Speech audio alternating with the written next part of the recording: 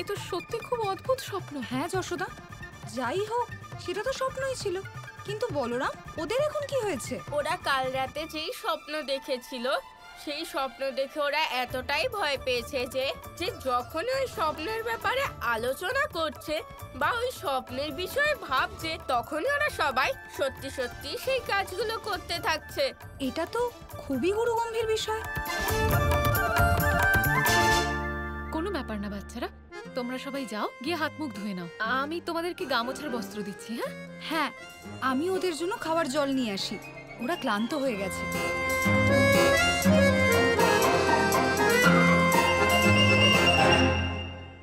প্রধান মশাই, কাল পর্যন্ত আমরা এটাই ভাবছিলাম আমাদের সবার সাথে যা কিছু ভালো হচ্ছে সব গোপালের জন্যই হচ্ছে, সব চমৎকার গোপাল করছে।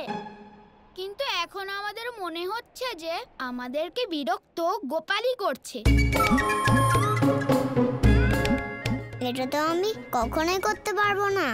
এসব তোমরা কি বলছো? যদি কিছু ভালো হয় তাহলেও গোপাল করছে, আবার যদি কিছু খারাপ হয় তাহলেও গোপাল করছে। নিজের কর্মের উত্তরদায়িত্ব সবসময় নিজেদেরই নেওয়া উচিত, আর সেই কর্মের ফলে যদি পুরস্কার প্রাপ্তি হয় বা শাস্তি আমাদের নিজেদেরই স্বীকার করা উচিত, কারণ যাই হোক না কেন সব ঈশ্বরেরই কৃপা। না, তার কোনো অস্তিত্বই নেই, তিনি আবার কি করবেন? যদি ঈশ্বরের অস্তিত্ব থাকেও তাহলে আমি নিশ্চিত রূপে বলতে পারি যে যাকে আমরা স্বপ্নে দেখেছিলাম সেরকম দেখতে কখনোই হতে পারে না।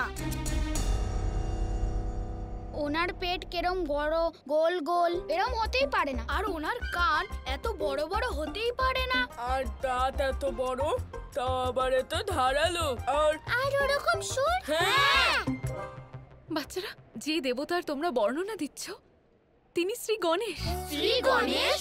হ্যাঁ, গোল পেট, বড় বড় কান, 1.5 দাঁত আর একটা লম্বা সুর, শ্রী গণেশ। তোমরা সবাই কি ওনাকেই স্বপ্নে দেখেছো? আরে দাদা, আমরা তো ভুলেই গেছিলাম। আমরা এই মোদক কি করে নেব সেটা পরিকল্পনা করতে হবে।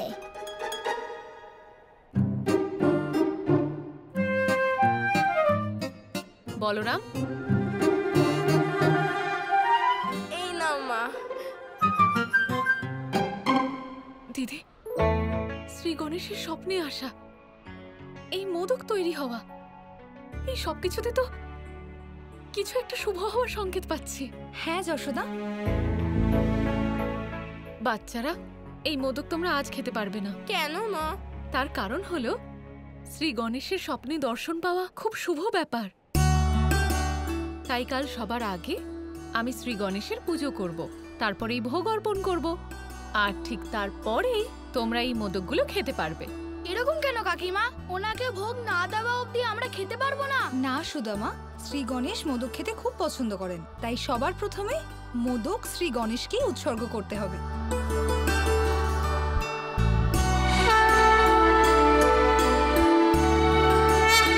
মোদক যখন বানানো হয়েছে তাহলে কয়েকটা নারায়ণের জন্য রেখে দিই।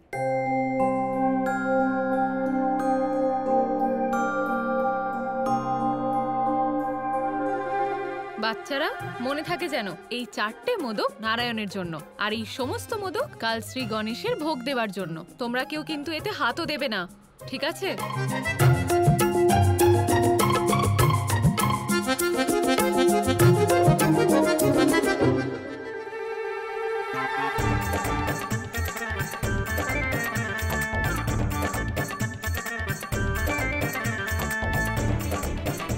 আজ আমরা মোদক খেতে কোনোভাবেই পারবো না। অবশ্যই পারবো। যশোদা কাকিমাকে এই মোদকগুলো ঈশ্বরের জন্যই রেখেছেন, তাই না? তাহলে সেটা আজ খাবেন না কাল, সেটা কেই বা জানতে পারছে? আর ঈশ্বর বলে তো কিছুই হয় না, তাহলে খাবে কে? হ্যাঁ, এই মোদকগুলো তো আমরাই খাবো।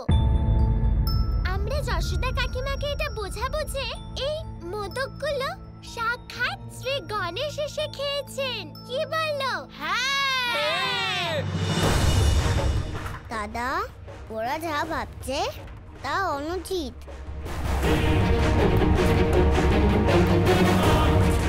না, এরকম পরের কথা একদম ভেবো না। দাদা ওদের তাড়াতাড়ি আটকান। চেষ্টা তো করছি, তাই না? দাঁড়াও, এটা হতে পারে না। এরকম করো না। দেখো, গোপালও বারণ করছে।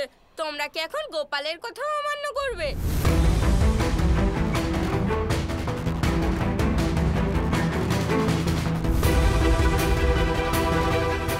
যে আমাদের মাখন চুরি করার জন্য সব সময় উৎসাহ দেয়, সে আমাদের মোদক চুরি করতে বারণ কেন করবে? হ্যাঁ প্রধান মশাই, গোপাল কেন বাধা দেবে?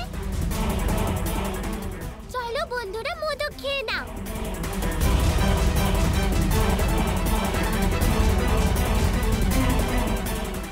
এবার ওদের মোদক চুরি করে খেতে দিন দাদা।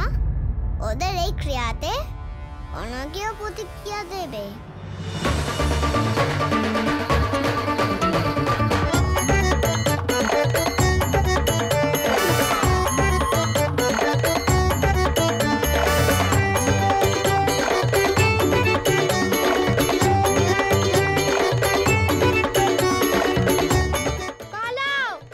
আরে দাঁড়াও তোমরা।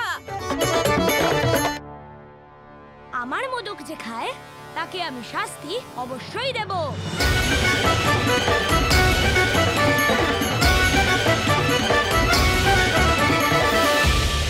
এটা ঠিক নয় গোপাল, এবার কি করব? দাদা এবার এদের গণেশের রাগ থেকে কেউ বাঁচাতে পারবে না।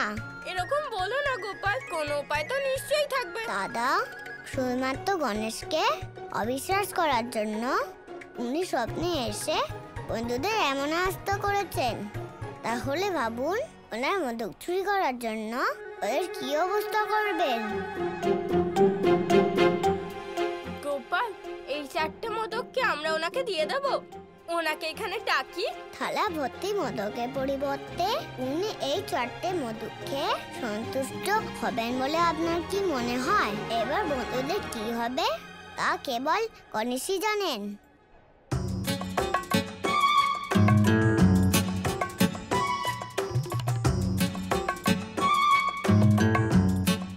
বাহ, মোদক তো খুব সুন্দর খেতে। খাও খাও, আনন্দ উপভোগ করো সুদামা। কে জানে এরকম আনন্দ কবে উপভোগ করতে পারবে। তোমার কথা তো জানি না, কিন্তু আমি খুব আনন্দ পাচ্ছি। জানি, আমি চিন্তা করছিলাম সেটাই হলো। এতক্ষণ তো গণেশ শুধু ছোট বাচ্চাদের বিরক্ত করছিল, কিন্তু পরে আবার যদি বৃন্দাবনের সমস্ত সদস্যদের সাথে গণেশ এইরকম আচরণ করে, যদি সমগ্র বৃন্দাবনে গণেশ বিশৃঙ্খলা সৃষ্টি করে, তাহলে কি হবে তা আপনিও ভালো করে জানেন মহাদেব। আমি জানি এটা আপনার আরাধ্য আর আমার প্রিয় ভ্রাতার লীলা, কিন্তু আমার একটা বিষয়ই চিন্তা হচ্ছে, যে গণেশ এই লীলায় কোনো বাধা না সৃষ্টি করে। গৌরী, তুমি শুধু শুধুই চিন্তা করছো। গণেশ এখন বাল্যরূপ ধারণ করে আছে, আরাধ্যও তাই। এই বালকদের মধ্যে আমরা বড়রা কি করতে পারি? গণেশ প্রথমেই ভগবানকে অবিশ্বাস করার কারণে ওদের উপর ক্ষুব্ধ ছিল, আর এখন ওর প্রিয় মোদক চুরির জন্য গণেশের ক্রোধ আরও বেড়ে গেছে।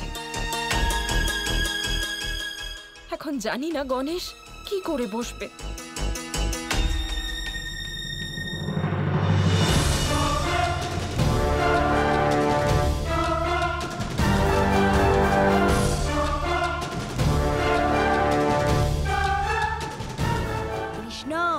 আপনার বন্ধুরা আমার জন্য বানানো মোদক খেয়ে খুব আনন্দ করছে, কিন্তু তারা জানেও না যে আমি তাদের সাথে কি করতে চলেছি।